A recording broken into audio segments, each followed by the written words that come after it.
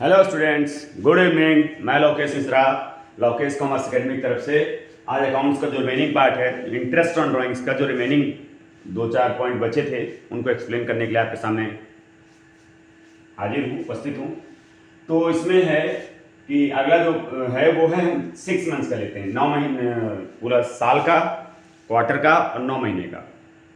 3 यानी 9 केसेस आपके हो गए थे।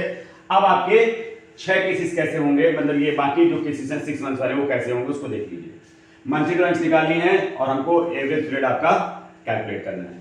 When drawings are made at the beginning of every 6 months, हर 6 महीने पे जब आपकी ड्राइंग्स निकलेगी तो उसको कैसे करना पड़ेगा, तो उसके लिए आपको क्या करना पड़ेगा, बिगिनिंग में निकल रही है तो बिगिनिंग के लिए आपको, जब बिगिनिंग में आप ड्राइंग्स निकालो तो आपके पास रिमेनिंग मंथ्स कितने बचेंगे, 6 महीने बचेंगे।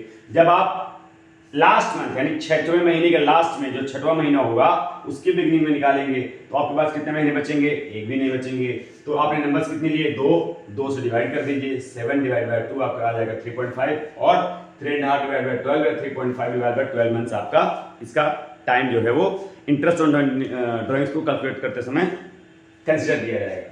When drawings are made during middle of every 6 months, हर 6 महीने पे जब हम ड्राइंग्स लगाते हैं, लेकिन मिडिल की बात कर रहे हैं, मिडिल में लगा रहे हैं तो क्या होगा, तो जब आप पहले महीने के मिडिल में निकाल रहे हैं तो आपके पास रिमेनिंग मंथ्स बचेंगे 5.5 मंथ्स यानी 5.5 महीने, और लास्ट महीने के मिडिल में निकाल रहे हैं तो आपके पास महीने बचेंगे आधा महीने यानी 0.5 मंथ्स।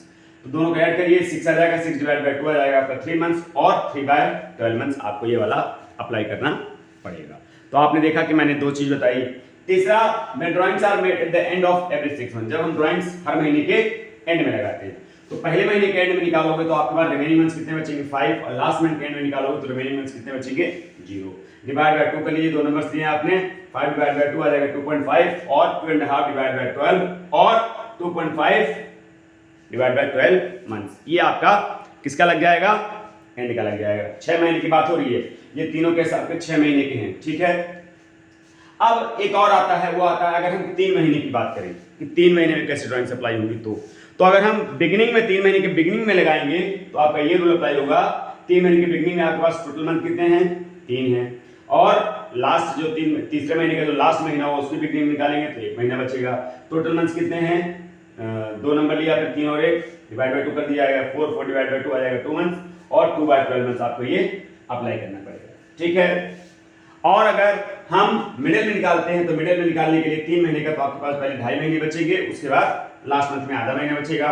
डिवाइड बाय 2 कर लीजिए तो आपका आ जाएगा 3 डिवाइड बाय 2 तो 1.5 आ जाएगा। आप लिख सकते हैं 1.5 डिवाइड बाय 12 या 1.5 डिवाइड बाय 12 मंथ्स। एंड की अगर बात करें तो एंड में अगर हम हर महीने के एंड में निकालते हैं, 3 महीने की बात कर रहे हैं तो हर महीने के एंड में निकाल रहे हैं, अगर 3 महीने की बात कर रहे हैं तो आप टोटल आपके पास महीने बचेंगे 2 लिख लीजिए। और 3 महीने में जब लास्ट वाले में एंड में निकालेंगे तो आपके पास महीने बचेंगे 0, 2 नंबर हमने लिए तो 2 डिवाइड बाय 2 आ जाएगा आपका 1 मंथ या 1 डिवाइड बाय 12 मंथ। ये आपका अप्लाई हो जाएगा किसमें, ये आपका अप्लाई हो जाएगा जब आप 3 महीने के लिए एंड में निकाल रहे हैं, ठीक। उसके बाद एक छोटी सी चीज और मैं आपको बता दूं, ये है कि जब भी कभी इंटरेस्ट ऑन ड्राइंग्स निकालते हैं, अगर आपके इंटरेस्ट ऑन ड्राइंग्स निकालते समय जैसे यहाँ पे लिखा है 6% पर एनम, अगर ये पर एनम लिखा है तो आप टाइम कंसिडर करेंगे, अगर पर एनम नहीं लिखा है तो आप टाइम कंसिडर नहीं करेंगे। मतलब जो टाइम आप लगाते हो 6 by 12, 9 by 12, 8 by 12, 4 by 12, 5 by 12, ये आपको नहीं लगाना है। क्यों? क्योंकि जब पर एनम वर्ड लिखा होगा तभी आपको टाइम कंसिडर करना है, अगर वर्ड पर एनम नहीं लिखा तो आपको टाइम कंसिडर नहीं करना है। मतलब उसमें आपको टाइम वाला जो फैक्टर है उसको एलिमिनेट कर देना है, छोड़ देना है।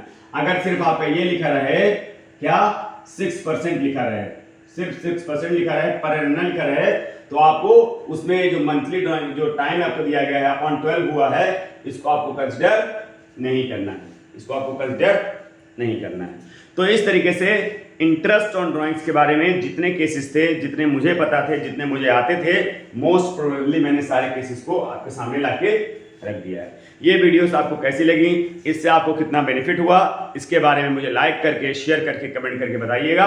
कल से हम एनसीईआरटी के क्वेश्चंस करेंगे, जो आगे इंटरेस्ट ऑन ड्राइंग्स और इंटरेस्ट ऑन कैपिटल से रिलेटेड क्वेश्चंस है, जहां शुरू करना है वहां से कल हम एनसीईआरटी के उन क्वेश्चंस को ट्राई करेंगे। ठीक है, तो आज के लिए इतना ही। Thank you very much. ऐसे अपना सपोर्ट बनाए रखिए, ऐसे ही मुझे डे बाय डे सपोर्ट करिए। Thank you very much. Good night.